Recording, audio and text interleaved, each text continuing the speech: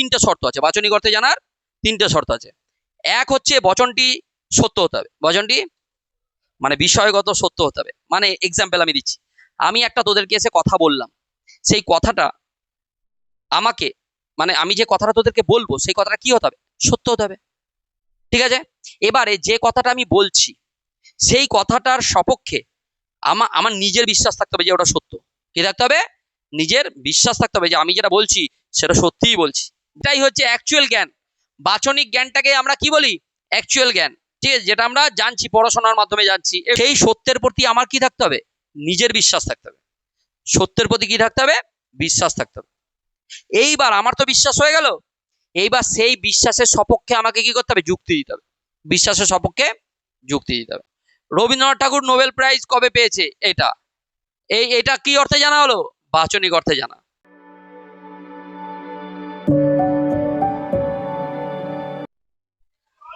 আচ্ছা, সবাই আসতে। এবার আমাদের আজকের আলোচনা হচ্ছে লাস্ট চ্যাপ্টার, দর্শনের দ্বিতীয় অধ্যায়। পাশ্চাত্য দর্শনের প্রথম অধ্যায় হয়ে গেছে, আর পাশ্চাত্য দর্শনের আজকে আলোচনা করব দ্বিতীয় অধ্যায়। দেখো ভালো করে বোঝো, প্রথম ইউনিট যেটা তোমাদের ভারতীয় দর্শন, কি ভারতীয় দর্শন, ভারতীয় দর্শনের 7টা অধ্যায় করা হয়ে গেছে। ভারতীয় দর্শনের 7টার পরে পাশ্চাত্য দর্শন দ্বিতীয় ইউনিট, সেকেন্ড ইউনিট পাশ্চাত্য দর্শন। পাশ্চাত্য দর্শনের 2টো অধ্যায়। প্রথম অধ্যায়ের নাম কি ছিল? দর্শনের স্বরূপ ও শাখাসমূহ। আর আজকে হবে কি? দ্বিতীয় অধ্যায়। দ্বিতীয় অধ্যায়ের নাম কি? জ্ঞানের উৎসসমূহ। পাশ্চাত্য দর্শন মানেই বলতে আমরা কি বুঝি? জ্ঞান, নলেজ, তাই না? লাভ অফ নলেজ মানে জ্ঞানের প্রতি অনুরাগ। তাহলে ওরা পাশ্চাত্যবাদীরা, পাশ্চাত্যে যারা আছে তারা কি সংগ্রহ করার পিছনে ছুটেছে? জ্ঞান। জ্ঞানের উৎস কোথা থেকে? বুঝতে পেরেছো কি বললাম? কোথা থেকে? জ্ঞানের উৎস কোথা থেকে আজকে জানবো। ক্লিয়ার হচ্ছে? তাহলে গিয়ে আজকে দ্বিতীয় অধ্যায় হচ্ছে, এই অধ্যায় থেকে কটা কোশ্চেন আসবে? 8টা। কটা আসবে? 8টা। তাই ভালো করে দেখবে, এটা 2টো পার্টে আমরা করব। আজকে পার্ট 1 করব, নেক্সট উইক পার্ট 2 করব, ঠিক আছে? ভালো করে জেনে নাও। তাহলে জ্ঞানের উৎসসমূহ, মেনলি এই চ্যাপ্টারে 2টো জিনিস গুরুত্বপূর্ণ। জ্ঞানের উৎসসমূহ সম্পর্কে 2জন মতবাদী আছে। একটা হচ্ছে অভিজ্ঞতাবাদী আর একটা হচ্ছে বুদ্ধিবাদী। একটা বুদ্ধিবাদী আর একটা কি? অভিজ্ঞতাবাদী।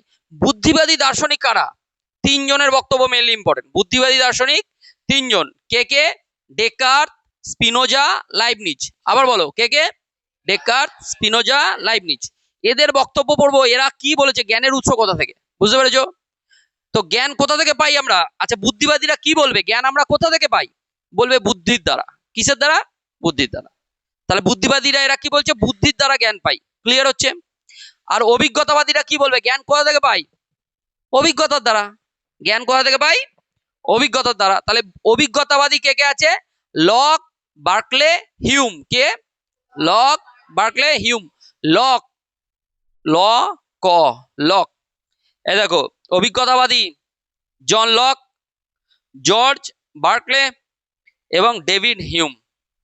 তাহলে আমরা এদের আলোচনা মেনলি এই টপিকটাই করব। কি কি? জ্ঞানের উৎস সম্পর্কিত 2জনের বক্তব্য। একটা হচ্ছে বুদ্ধিবাদীদের আর একটা হচ্ছে অভিজ্ঞতাবাদীদের। বুদ্ধিবাদীদের কে আছে? Descartes, Spinoza, Leibniz. আধুনিক পাশ্চাত্য দর্শনের জনক কাকে বলা হয়? ডেকার্তকে, রেনে ডেকার্ত, তাই না? ডেকার্ত, স্পিনোজা, লাইবনিজ কি? বুদ্ধিবাদী। আর অভিজ্ঞতাবাদী কারা? Locke, Berkeley, Hume. বুঝতে পেরেছো? এদের বক্তব্য পড়বো। কিন্তু এদের বক্তব্য পড়ার আগে প্রথম যে পার্ট, সেই পার্টে আমরা জ্ঞান বা জানা এটা সম্পর্কে জানবো, ঠিক আছে? তাহলে আজকের আলোচনা শুরু হচ্ছে এখান থেকে। জ্ঞানের প্রাথমিক ধারণা, জ্ঞানের উৎস কোথা থেকে সেগুলো আমরা জানবো। জ্ঞানের প্রাথমিক ধারণা দৈনন্দিন জীবনে আমরা জানা, টু নো মানে জানা। দেখ, মশা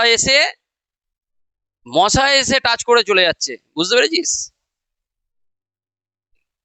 আমি এটাই ভাবছি কে করছে এরকম, দিয়ে দেখছি মশা। চিন্তা কর তাহলে।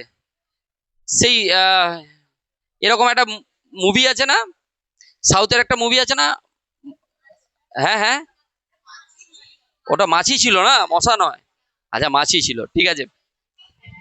শোন তাহলে, এ দেখো, জ্ঞানের প্রাথমিক ধারণা, দৈনন্দিন জীবনে আমরা জানা শব্দটি নানা অর্থে ব্যবহার করি। জানা শব্দটি নানা অর্থে ব্যবহার করি। কিরকম? জানা, ভালো করে জানো। জানা, আমি জানি, ঠিক আছে। জানাটা তিনটে অর্থে মেনলি ব্যবহার করি। এক হচ্ছে পরিচিতি অর্থে। কি অর্থে? পরিচিতি অর্থে। পরিচিতি অর্থে মানে আমি রামকে জানি, আমি শ্যামকে জানি, আমি অমুককে জানি। মানে দেখো এটা এই জানাটা কিরকম জানা, মানে চিনি, তাই না? এই জানাটা মানে চিনি। তোমরা বন্ধু বান্ধব, তুই ওকে চিনি, তুই ওকে জানিস, হ্যাঁ ওকে জানি। মানে এই জানাটা কি অর্থে জানা? পরিচিতি অর্থে জানা। বুঝতে পেরেছো? তাহলে এক নম্বর জানা কি জানা? পরিচিতি অর্থে। বুঝতে পারলাম। দু নম্বর জানা, আমি সাইকেল চালাতে জানি, আমি সাঁতার কাটতে জানি। এটা কি অর্থে জানা? এটা হচ্ছে কর্মকুশলতা অর্থে। কি অর্থে? কর্মকুশলতা। আমি পারি, এই জানাটা মানে কি? আমি পারি। তাহলে দুটো অর্থে জানা হলো। এক হচ্ছে পরিচিতি অর্থে জানা, আর একটা কি? কর্মকুশলতা। সবার কাছে আমি আনসার পাচ্ছি না কিন্তু। আবার বলো, এক কি? পরিচিতি অর্থে জানা। এখনো সাউন্ড পেলাম না। এক কি? পরিচিতি অর্থে জানা। দুই, কর্মকুশলতা অর্থে জানা। কর্মকুশলতা অর্থে জানা। বুঝতে পারলে? আর তিন নম্বর জানা হচ্ছে বাচনিক অর্থে জানা। কি অর্থে জানা? বাচনিক অর্থে জানা। বাচনিক অর্থে জানা মানে যেটা আমরা অ্যাকচুয়ালি বই পড়ে জানছি, যে জ্ঞান আমরা সংগ্রহ করছি, অ্যাকচুয়াল জ্ঞান, সেইটাকে বলা হয় কি? বাচনিক অর্থে জানা। বাচনিক অর্থে জানা। বুঝতে পেরেছো? রবীন্দ্রনাথ ঠাকুর নোবেল প্রাইজ কবে পেয়েছে? এটা কি অর্থে জানা হলো? বাচনিক অর্থে জানা। বুঝতে পেরেছো কথাটা? অর্থ কোনো কাজ করার সামর্থ্য বা কৌশল জানা, একে সাধন জ্ঞানও বলা হয়। কৌশল জানা, এটা কি জানা? কর্মকৌশল। ঠিক আছে, যে কোনো কর্ম জানাটাকে।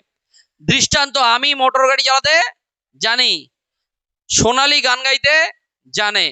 এই সোনালীকে তোমরা কিন্তু কেউ চেনো না, কিন্তু আমি চেনো সোনালীকে? হ্যাঁ, অনেকেই চেনে সোনালীকে। তাই হোক, তাহলে কর্মকুশলতা অর্থে জানা বোঝা গেল। এরপরে এরপরে বাচনিক অর্থে জানা, এটা হচ্ছে মেন। কি? এরপরে কি জানা? বাচনিক অর্থে। এটাই হচ্ছে মুখ্য। বাচনিক অর্থে জানা মানে কোনো একটি বাক্য বা বচনকে জানা এবং সেটিকে সত্য বলে স্বীকার করা। সেটিকে সত্য বলে স্বীকার করা। চেনার উপায়, এই জ্ঞানে আমি জানি যে, ঠিক আছে, জানে যে ইত্যাদি শব্দগুলো থাকে। দৃষ্টান্ত, আমি জানি যে সিভি রমন পদার্থবিজ্ঞানে নোবেল পুরস্কার পেয়েছেন। বুঝতে পেরেছো কি বললাম? এটাই হচ্ছে অ্যাকচুয়াল জ্ঞান। বাচনিক জ্ঞানটাকে আমরা কি বলি? অ্যাকচুয়াল জ্ঞান। ঠিক আছে, যেটা আমরা জানছি, পড়াশোনার মাধ্যমে জানছি। এগুলো কি বললাম? ভারতের রাজধানীর নাম কি? ভারতের রাজধানীর নাম কি? দিল্লি। এটা আমরা কি অর্থে জানলাম? বাচনিক অর্থে জানলাম। বুঝতে পেরেছো কি বললাম? অসুবিধা আছে? তাহলে গিয়ে জানা ক্রিয়াপদটাকে কটা অর্থে ব্যবহার করা হয়? তিনটে। কি কি? এক, পরিচিতি অর্থে জানা। দুই, কর্মকুশলতা অর্থে জানা। তিন, বাচনিক অর্থে জানা। তাহলে অ্যাকচুয়াল যেটা জানা মানে জ্ঞান, সেটা কোন অর্থে জানা? বাচনিক অর্থে জানা। বুঝতে পেরেছো? তাহলে দেখা যাক কি আছে। তাহলে এবার দেখো, জ্ঞানের প্রাথমিক ধারণা, দৈনন্দিন জীবনে আমরা জানা শব্দটি নানা অর্থে ব্যবহার করি, কিন্তু দর্শনের ক্ষেত্রে সঠিক অর্থ ও প্রয়োগ সম্পর্কে সুস্পষ্ট ধারণা থাকা উচিত। জ্ঞানের স্বরূপ বা প্রকৃতিকে যথার্থভাবে উপলব্ধি করতে হলে জানা শব্দটির বিভিন্ন অর্থে জানা প্রয়োজন। জানা শব্দটির কটা অর্থ জানলাম? তিনটে অর্থ। আবার বলো কি কি? এক, পরিচিতি অর্থে জানা। দুই, কর্মকুশলতা অর্থে জানা। তিন, বাচনিক অর্থে জানা। এইবার জানার বিভিন্ন অর্থ দেখা যাক। দার্শনিক জন হসপার্স কে? জন হসপার্স এর মতে জানা শব্দটি বহু অর্থ সূচক। ঠিক আছে, কটা অর্থ? তিনটে অর্থ। তিনি প্রধানত তিনটি অর্থের কথা বলেছেন। এক, পরিচিতি অর্থে জানা। দুই, কর্মকুশলতা অর্থে জানা। তিন, বাচনিক অর্থে জানা। অসুবিধা আছে? কে বলেছে তিনটে অর্থই জানার? হসপার্স। ঠিক আছে, জন হসপার্স, মনে রাখবে। এবার জানি পরিচিতি অর্থে জানা।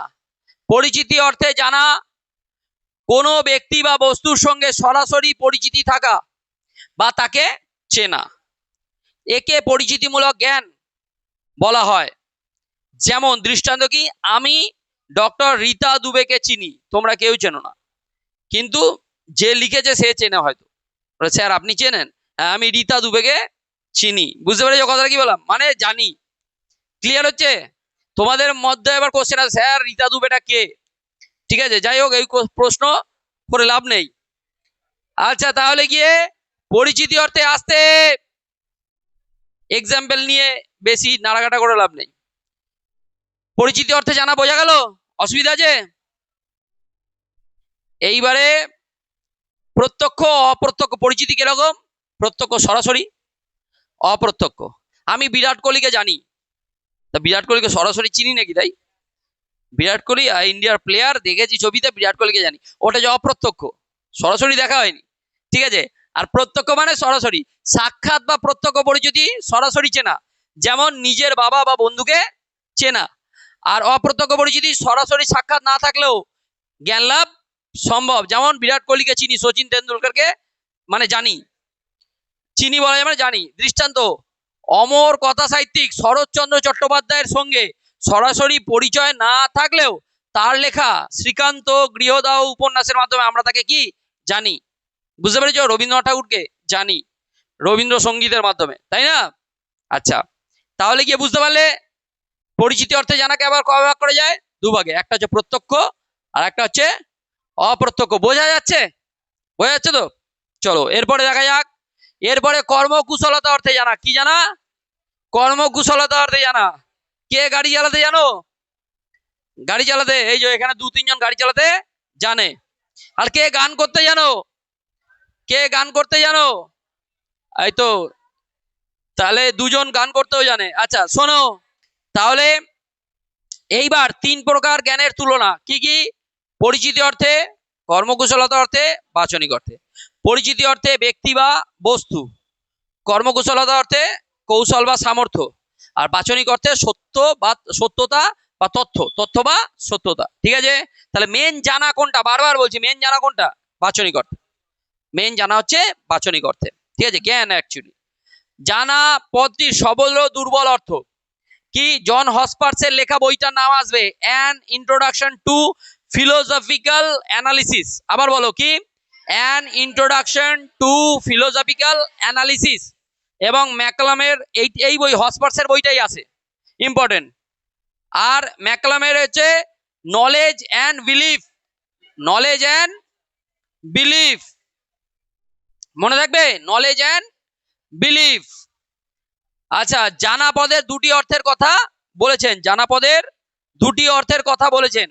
এক সবল অর্থ, আর একটা কি অর্থ? দুর্বল অর্থ। সবল অর্থ যেখানে পুনরায় পরীক্ষার কোনো প্রবণতা থাকে না। তোমরা সবল অর্থ মানে কি? 2 + 2 = 4। এটা কি জানার আর প্রয়োজন আছে? ঠিক আছে, বুঝতে পেরেছো কি বললাম? এইবারে আমি বললাম 92 × 16 1472। 92 × 16 1472 হয়। এইবার দেখো তোমাদের মনে কোশ্চেন আছে যে আদেও ঠিক ঠিক বললো স্যার? ঠিক আছে, জানা পদটির সবল অর্থ আর দুর্বল অর্থ। সবল অর্থ আর দুর্বল অর্থ, দুটো অর্থ। সবল অর্থটা কি জিনিস? 2 + 2, তাহলে কি হবে? 4। এটা আমরা কোনো কিছু জানতে পারি, এটা একদম জানি, কনফার্ম। যখনই 92 × 16 1472 বলছি, তখনই আমরা একটু বলার পরও আবার ভাববো যে এটা ঠিক করলাম তো, এটা কি হয়ে যাচ্ছে? দুর্বল। বুঝতে পেরেছিস? কোনো কিছু আমরা জানি, জানা একদম ডেফিনেটলি অনেক কিছু জানতে পারি না, সেটা হয়ে যায় দুর্বল অর্থ। যেমন আমি যদি এখন তোদেরকে কোনো একটা প্রশ্ন করি, তখনই তোরা ভাববি এটা বলবো, এটা ঠিক হবে তো। এই যে জানিস, কিন্তু জানার পরেও তোরা সবার মধ্যে এখানে বলতে গেলে কি হবে? যে না, মনে হচ্ছে নাও হতে পারে। এই যে নাও হতে পারে, এটাই হচ্ছে দুর্বল অর্থ। বুঝতে পেরেছো কি বললাম? তাহলে সবল অর্থ আর দুর্বল অর্থ। এইবারে এসো, বাচনিক জ্ঞানই সর্বাপেক্ষা কি গুরুত্বপূর্ণ। বাচনিক জ্ঞান কি? সর্বাপেক্ষা গুরুত্বপূর্ণ। তাহলে বাচনিক জ্ঞান কি? আমি বলেছি বাচনিক জ্ঞানই সর্বাপেক্ষা গুরুত্বপূর্ণ। এবারে আধুনিক পাশ্চাত্য দর্শনে বাচনিক জ্ঞানকে সর্বাধিক গুরুত্ব দেওয়া হয়। সর্বাধিক গুরুত্ব দেওয়া হয়। এটি হলো অন্য 2 প্রকার জ্ঞানের আবশ্যিক শর্ত, অন্য দুই প্রকার জ্ঞানের আবশ্যিক। তাহলে বাচনিক জ্ঞানকে জানতেই হবে। অন্য দুই প্রকার জ্ঞানের থেকেও সব থেকে বেশি দরকার কি? বাচনিক জ্ঞান। মানে অন্য দুই প্রকার পরিচিতি ঘটাতে গেলেও বা কর্মকৌশলতা জানতে গেলেও আমাকে বাচনিক জ্ঞানটা কিন্তু আবশ্যিক, দরকার জানতে হবে। কারণ ভালো করে ভাব, আমরা যখন বলি সাঁতার কাটতে জানি, সাঁতার কাটতে জানার আগে কিছু তো আমাকে রুলস জানতে হবে, তাই না? সেটা তো বাচনিক জ্ঞানের মাধ্যমে পাওয়া যায়।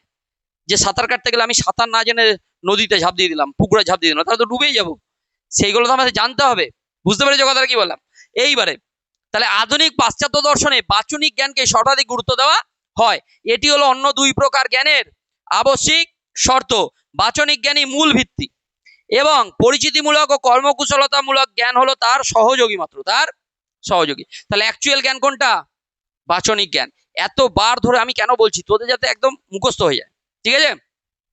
তাহলে বাচনিক জ্ঞানের আবার শর্ত আছে। বাচনিক জ্ঞানে কি আছে? বাচনিক জ্ঞানের শর্ত আছে, ভালো করে বোঝ। জানা ক্রিয়াপদকে কটি অর্থে ব্যবহার করা হয়? তিনটে। কি কি? এক, পরিচিতিমূলক; দুই, কর্মকুশলতা; তিন, বাচনিক অর্থে। এবার বাচনিক অর্থে জানার তিনটে শর্ত আছে। বাচনিক অর্থে জানার তিনটে শর্ত আছে। এক হচ্ছে বচনটি সত্য হতে হবে। বচনটি মানে বিষয়গত সত্য হতে হবে। মানে এক্সাম্পল আমি দিচ্ছি, আমি একটা তোদেরকে এসে কথা বললাম, সেই কথাটা আমাকে, মানে আমি যে কথাটা তোদেরকে বলবো সেই কথাটা কি হতে হবে? সত্য হতে হবে, ঠিক আছে? এবারে যে কথাটা আমি বলছি সেই কথাটার সপক্ষে আমার নিজের বিশ্বাস থাকতে হবে যে ওটা সত্য। কি থাকতে হবে? নিজের বিশ্বাস থাকতে হবে যে আমি যেটা বলছি সেটা সত্যিই বলছি। বুঝতে পেরেছো কি বললাম? তাহলে একটা শর্ত, প্রথম শর্ত কি বাচনিক জ্ঞানের? বচনটি সত্য হতে হবে, মানে বিষয়গত সত্যতা থাকবে, ঠিক আছে? দুই, সেই সত্যের প্রতি আমার কি থাকতে হবে? নিজের বিশ্বাস থাকতে হবে। সত্যের প্রতি কি থাকতে হবে? বিশ্বাস থাকতে হবে। এইবার আমার তো বিশ্বাস হয়ে গেল, এইবার সেই বিশ্বাসের সপক্ষে আমাকে কি করতে হবে? যুক্তি দিতে হবে। বিশ্বাসের সপক্ষে যুক্তি দিতে হবে। বুঝতে পেরেছো কথাটা কি বললাম? তাহলে আবার কি বললাম? বাচনিক জ্ঞানে কটা শর্ত? তিনটে। এক হচ্ছে বিষয়গত সত্যতা, বাচনিক জ্ঞান যেটা আমি বলবো সেটা কি হতে হবে? সত্য হতে হবে। সেই সত্যের প্রতি, দু নম্বর কি? সত্যের প্রতি কি থাকতে হবে? বিশ্বাস থাকতে হবে। আবার সেই বিশ্বাসের সপক্ষে কি হতে হবে? যুক্তি দিতে হবে। বুঝতে পেরেছো কি বললাম? তাহলেই ওটা পারফেক্ট যে একটা বচন। বুঝতে পেরেছো? অসুবিধা আছে? তাহলে বাচনিক জ্ঞানের কটা শর্ত? তিনটে। এক, সত্য হতে হবে; দুই, সত্যের প্রতি বিশ্বাস থাকতে হবে; তিন, বিশ্বাসের সপক্ষে আবার যুক্তি দিতে হবে। ঠিক আছে, দেখা যাক। বলো বাচনিক জ্ঞানের প্রয়োজনীয়তা। বাচনিক জ্ঞান কেন প্রয়োজন আমাদের? সর্বজনীনতা, মানে জ্ঞানকে ব্যক্তিগত বিশ্বাসের গণ্ডি পেরিয়ে সর্বজনীন হতে হলে তাকে ভাষায় বা বচনে প্রকাশ করতে হয়। ভাষার বিশ্লেষণ, আধুনিক দর্শনে তত্ত্বকে বাস্তবের সঙ্গে মিলিয়ে বিচার করা হয় ভাষার মাধ্যমে। আর কি? আধুনিক দার্শনিকগণ একে ভাষার খেলা রূপে অভিহিত করেছেন। এইবার বলো বাচনিক জ্ঞানের শর্তসমূহ। এটা হচ্ছে মেন, এখান থেকে কোশ্চেন আসবে। বাচনিক জ্ঞানের শর্তসমূহ কে বলেছে? জন হসপার্স। ঠিক আছে, এর মতে কোন বচনকে সত্য রূপে, বচনকে কি ধরছে? পি। বচনকে কি ধরছে? পি। সত্য রূপে জানতে গেলে তিনটি শর্ত পূরণ করতে হয়। তিনটি শর্ত।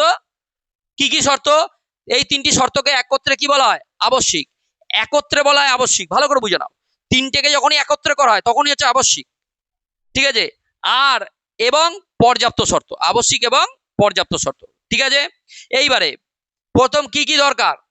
বিষয়গত সত্যতা; দুই, জ্ঞাতার বিশ্বাস; তিন, উপযুক্ত তথ্য প্রমাণ, সেই বিশ্বাসের সপক্ষে যুক্তি। অসুবিধা আছে? বাচনিক জ্ঞানের তিনটে শর্ত বুঝতে পারলে? এক, কি? বচনটি সত্য হতে হবে, বচনটি সত্য হতে হবে; দুই, সত্যের প্রতি বিশ্বাস থাকতে হবে; তিন, উপযুক্ত তথ্য প্রমাণ যাতে থাকে। ঠিক আছে, এইবারে প্রথম শর্ত কি? বিষয়গত সত্যতা। দেখা যাক, সংশ্লিষ্ট বচনটিকে অবশ্যই কি হতে হবে? সত্য হতে হবে। কারণ বচনটি যদি মিথ্যা হয় তাহলে আমরা বচনটিকে জেনেছি বলে দাবি করতে পারি না। যদি মিথ্যা হয় তাহলে আমি জেনেছি বলে দাবি করতে পারবো না।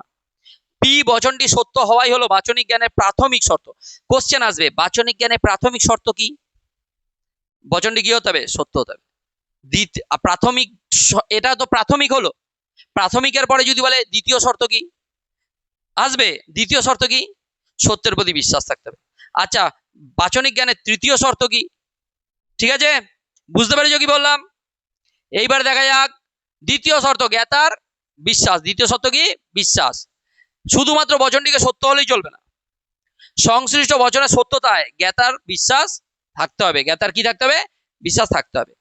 জ্ঞাতা যদি সেই সত্যকে সত্য বলে বিশ্বাস করে তবেই তা জানার পর্যায়ে উন্নীত হয়, তবেই তা জানার পর্যায়ে উন্নীত হয়। অর্থাৎ জানি মানেই হলো সত্যরূপে জানা, জানি মানেই হলো সত্যরূপে জানা। ঠিক আছে, এরপরে তৃতীয় শর্ত, উপযুক্ত তথ্য প্রমাণ। সেই বিশ্বাসের সপক্ষে কি দেবো আমরা? যুক্তি, তথ্য প্রমাণ। জ্ঞাতার বিশ্বাসের সমর্থনে উপযুক্ত তথ্য ও সাক্ষ্য প্রমাণ থাকতে হবে, তথ্য ও সাক্ষ্য প্রমাণ থাকতে হবে। উপযুক্ত প্রমাণ ছাড়া কোনো বিষয় কাকতালীয়ভাবে সত্য হলেও তাকে জ্ঞান বলা যায় না। ঠিক আছে, বিশ্বাসটিকে নিশ্চিতভাবেই সত্য হতে হবে, এই নিশ্চয়তা বোধ থাকা প্রয়োজন, এই নিশ্চয়তা বোধ থাকা প্রয়োজন। তাহলে এই হচ্ছে একটা পার্ট, ভালো করে বোঝো। আমরা আজকে যে টপিকে জানলাম সেটা কি জানলাম? প্রথমে কি? জানা। কি জানলাম? জানা। জানা ক্রিয়াপদকে কটা অর্থে ব্যবহার করা হয়? তিনটে। তিনটে বলতে এক,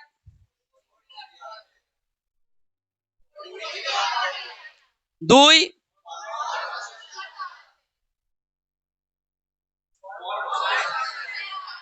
কর্মকুশলতা অর্থে, তিন, বাচনিক অর্থে। তাও হাফ বললো, ওই দিকে বললো না। তিন কি? আবার বল। এক, এক পরিচিতি অর্থে জানা, দুই কর্মকুশল অর্থে জানা, তিন বাচনিক অর্থে জানা। তাহলে জানা ক্রিয়াপদকে কটা অর্থে ব্যবহার করা হয়? তিনটে। ঠিক আছে, এইবার বাচনিক অর্থে, বাচনিক অর্থে জানাকে, বাচনিক জ্ঞানের কটা শর্ত? তিনটে। বাচনিক জ্ঞানের তিনটে শর্ত। এক, বচনটি সত্য হতে হবে, বচনটি সত্য হতে হবে। দুই, সত্যের প্রতি জ্ঞাতার বিশ্বাস থাকতে হবে। তিন, হ্যাঁ, সেই বিশ্বাসের সপক্ষে উপযুক্ত তথ্য প্রমাণ দিতে হবে। হয়ে গেল। আর এই যে জানা ক্রিয়াপদ থেকে তিনটে অর্থে ভাগ করেছে, সেটা কে? জন হসপার্স। হসপার্সের লেখা বইটার নাম কি? An introduction to philosophical analysis, to philosophical analysis. তাহলে আজকের এই টপিকটা থেকে কোনো কোশ্চেন আসলো, পারা যাবে? আচ্ছা, পরিচিতি অর্থে জানার একটা এক্সাম্পল দাও কেউ। পরিচিতি অর্থে জানা কোনটাকে বলবো? আরে বল কেউ একটা। আমি যাকে চিনি বল। আমি রামকে জানি, শ্যামকে জানি, এই নাম বলতে হবে, কোনো নাম। আচ্ছা, আরে তোরা এটাই বল, আমি পিকে স্যারকে জানি, এটা তো বলতে পারবি। আচ্ছা ঠিক আছে। দুই, দুই হচ্ছে কি? কর্মকুশলতা অর্থে জানা। আচ্ছা, কর্মকুশলতা অর্থে জানার উদাহরণ দাও। সাইকেল ছাড়া আর কিছু? বাইক চালাতে জানি। ঠিক আছে, এই যে এই ব্যাপারগুলো, তাহলে এটা হচ্ছে কর্মকুশলতা অর্থে জানা। ঠিক আছে, আর তিন নম্বর, বাচনিক অর্থে জানার এক্সাম্পল দাও। আচ্ছা, রবীন্দ্রনাথ ঠাকুর নোবেল প্রাইজ পেয়েছে, তাই তো? আচ্ছা, ভারতের স্বাধীনতা কবে হয়েছে? হ্যাঁ, এই যে এটা হচ্ছে বাচনিক অর্থে জানা। ঠিক আছে, বুঝতে পেরেছো কি বললাম? অসুবিধা আছে? তাহলে পারা যাবে তো আজকের এই টপিকটা, বুঝতে পেরেছো? এরপরে এরপরের দিন, নেক্সট দিন আমরা আলোচনা করব জ্ঞানের উৎসসমূহ। জ্ঞানের উৎসসমূহ, দুটো বক্তব্য জ্ঞানের উৎসসমূহ, দুটো। কি কি? বুদ্ধিবাদীদের বক্তব্য আর অভিজ্ঞতাবাদীদের। বুদ্ধিবাদী কারা কারা? Descartes, Spinoza, Leibniz. অভিজ্ঞতাবাদী কারা? Locke, Berkeley, Hume. আবার বলো, বুদ্ধিবাদী কারা? Descartes, Spinoza, Leibniz. অভিজ্ঞতাবাদী কারা? Locke, Berkeley, Hume. অসুবিধা আছে? পারা যাবে? এটা জেনে নিলে মোটামুটি আমাদের দর্শনের সিলেবাস শেষ। তা পরের সপ্তাহে মোটামুটি জানিয়ে দিলেই দর্শনের সিলেবাস শেষ হয়ে যাবে, অসুবিধা নেই।